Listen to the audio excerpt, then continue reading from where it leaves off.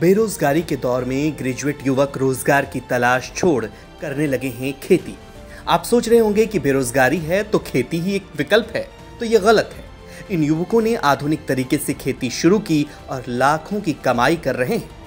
आपने उजला और हरा गोभी तो देखा ही होगा, लेकिन इन युवाओं के नेट हाउस में हरा और उजला गोभी के अलावा पीला और बैंगनी गोभी भी जिले के लिए आकर्षण का केंद्र बन गया है।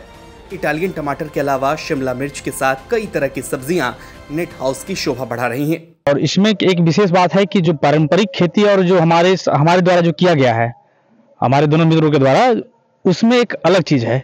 उसमें क्या है कि जो आधुनिकता और पारंपरिक के बीच एक बहुत बड़ा खाई है, उसको भरने का और दिखने का काम हमने यहाँ पे किए हैं, ताकि जो आधुनिक तकनीक से जो खेती कर सकते हैं वो कम लागत में, कम समय में अधिक मुनाफा और पौधे को बेहतर से बेहतर क्वालिटी का हम लोग मार्केट में दिखा सकेंगे। उसको लेकर के आपका जो जिले का पहला उत्पाद जो हम लिए, आपका पीला गोभी है, बैगनी है जिसको लाल कह सकते हैं, आपका लाल बंधा गोभी है जो नाइजीरिया से बता रहे हैं, और साथ में ब्रोकली है, और इंदिरा प्रजाति का हमारे पास शिमला मिर्च है जो 2 कलर का है, एक आपका लाल है, एक हरा है, साथ में इटालियन टमाटर है, वो 15 फीट तक चढ़ करके फलना है। 2 युवा किसान राजा बाबू केसरी कृषि स्नातक हैं, वहीं राघवेंद्र BA पास हैं। दोनों युवा रोजगार नहीं मिलने के कारण सब्जियों की खेती के माध्यम से अपनी तकदीर बदल रहे हैं। दोनों युवा किसान आज 2 एकड़ से अधिक सब्जियां उगाकर सालाना 9 से 10 लाख रुपए की कमाई कर रहे हैं। तो बोला भैया कि खेती का, ये सब्जी का खेती उत्तम है, तो हम लोग विचार किए नहीं कि कुछ अलग हट के किया जाए। सब्जी तो मार्केट में बहुत मिलता है भैया, लेकिन ये पूर्णतः ऑर्गेनिक है। इसमें 1% नाइट्रोजन का मात्रा किसी भी क्या कहते हैं हमारे फसल में नहीं है। इसी के रीजन से हमारा दूर दूर से डिमांड भी आ रहा है, झारखंड से, नखलौ से, पटना से कई लोग आते हैं, सब्जी ले जाते हैं।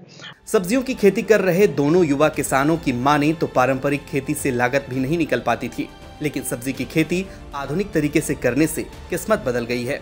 सरकार की योजना का लाभ लेते हुए सब्जियों की खेती की जानकारी ली, नेट हाउस का निर्माण कराया और 2 एकड़ से अधिक जमीन में कई प्रकार की सब्जियों की खेती शुरू की, जिससे अच्छा मुनाफा होने लगा और सब्जियों की डिमांड कई जिलों से आने लगी। पारंपरिक खेती में क्या है कि लागत सबसे ज्यादा है।